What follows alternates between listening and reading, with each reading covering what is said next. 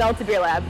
Why? For us, Delta is the mathematical and chemical symbol for change. Change is something that I always wanted to see businesses do, and ultimately we wanted to make a place where the business took care of our employees, that we were a place that community could gather, that we could build community by welcoming all people. Do you feel that's an ambitious idea? Well, two things, I guess. Yeah. We are the new kids on the block in some sense of the word, but we came to Delta with myself having 10 years of professional brewing experience and Barrett, our brewer, having 6 years of professional brewing experience. I've been in several states, he's been in several states and countries. And so we brought a lot of knowledge and experience and connection to this business. To build the tip into the price of the beer is abnormal in America, whether it's at a tap room or whether it's at a restaurant. People aren't used to it, but I feel like businesses should charge what it costs to do business. And in doing so, pay people what it costs to live and also be able to vacation and whatnot. Yeah. So with that 50 cents to $1 that we added to the price of the beer, we pay all of our employees a living wage based on MIT's index of every community in the country. So Madison's is $12.44 an hour. And when it rises or falls, we will stick with that.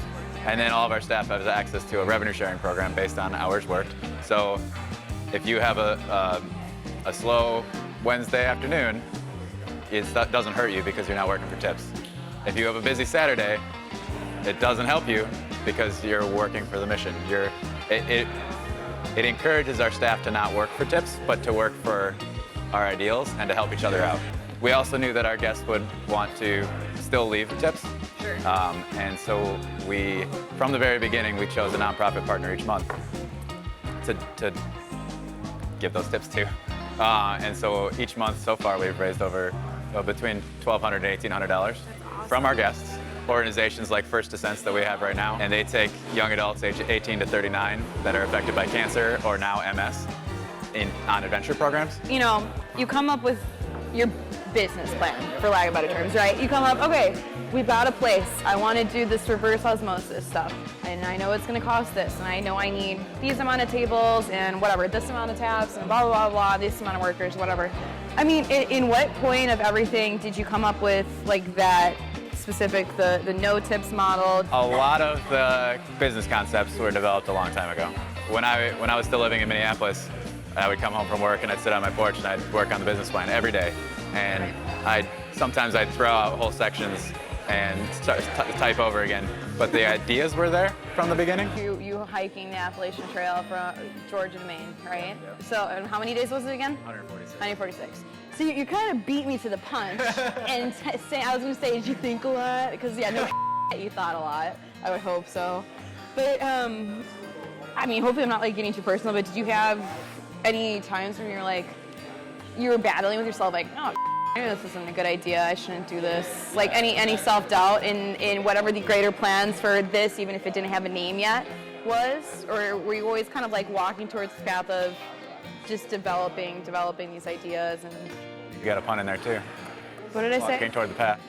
I didn't even realize.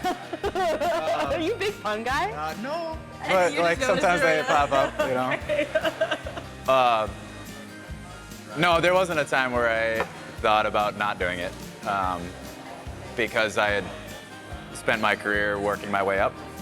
So I started with an education program, an apprenticeship, packaging, just putting cans in boxes, assistant brewer, head brewer, started a brewery for a restaurant company, and then this. So that my whole career has been a progression toward this. So let's get back to, you know, now we're here, it's February 18th. February 18th, right? Okay.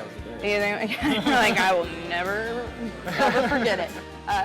Doors are open, right? For better or for worse. Can you bring me back to that day? What's that day like? You're obviously, I assume, excited, happy, freaking out a little bit, like, oh my God, I just, like, here is the floodgates, they're open now. Yeah, I mean, opening day was pretty trippy.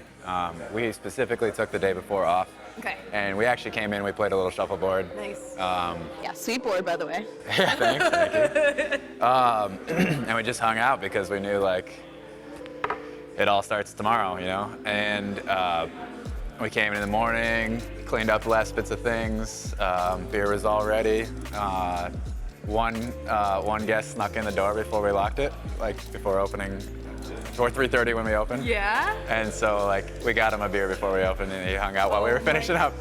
But then we locked the doors, and people were lining up. Really? As soon as we opened the doors, the bar was full, and this place was humming a couple hours later, and it was such a neat atmosphere. And like I remember that feeling, but I spent most of my time pouring beer or like having really brief conversations with people. Okay. As a whole, if you were to kind of, I don't want to say elevator pitch it, because that's gross. I hate that. Delta beer is blah. I think there was a question in there. Okay, yeah, I know. That was good. Yeah. But I know where you're going. If you wanted me to put it in a sentence, Delta beer is intentional. Okay. You see that in the taproom design. You see that in our staff, and you see that in the beer. Okay. And so the intentions in the beer are to make a spectrum, to offer a spectrum at any point in time. So we have several IPAs because it's the fastest growing style, and it has been for like 10 years. Yeah. But we also, branched out into sours. We have the lighter beer. We have dark beer. It's quality. It's spending that money on reverse osmosis system to generate the best water possible from a pretty tough source. Madison water is really hard to brew with. Some people don't like drinking it. And then being able to add back minerals to emulate the water that beer styles came from, the places that beer styles came from, is what we put in the glass. So we have these lab reports. It's our comment card, essentially. You're funny. And it's on a clipboard with a little pencil, because, science. Yeah, science. And it lists like typical things like rate the beers, rate the atmosphere, the music, the temperature, lighting, restrooms, and on a 1 to 10 scale, and leave comments and all that. And people will go through and they'll rank our beers. One person used instead of putting the number down, she put the atomic symbol, because they all have their atomic weight. And so like for 10, I don't know what 10 is, but she put that up. You're speaking another language to me. I went to journalism school. I don't know what you're talking about anyway. She's like, here, you figure it out. But most commented on piece on the lab report is our bathrooms. And our bathrooms are gender neutral. Okay. It's a big open space with a bunch of full-length doors. A couple of people thought that was weird because they wanted a men's room or a women's room, whatever. But most people, on a scale of 1 to 10, rank the bathrooms 12 or higher. I guess this is just honesty, parting shots here. People left meaningful graffiti in a lot of places on the trail, on the Appalachian Trail. Okay. And there was a privy or a toilet that doesn't have a toilet in Maine that said, is this the end for you or just the beginning? Or just another beginning? So this is just the beginning of a lot of great things. And now I'm getting emotional. It's so good. You kind of made me emotional. I don't get like that. I was like, this is really good. Well said. Cheers, man. Before you take your last sip, seriously.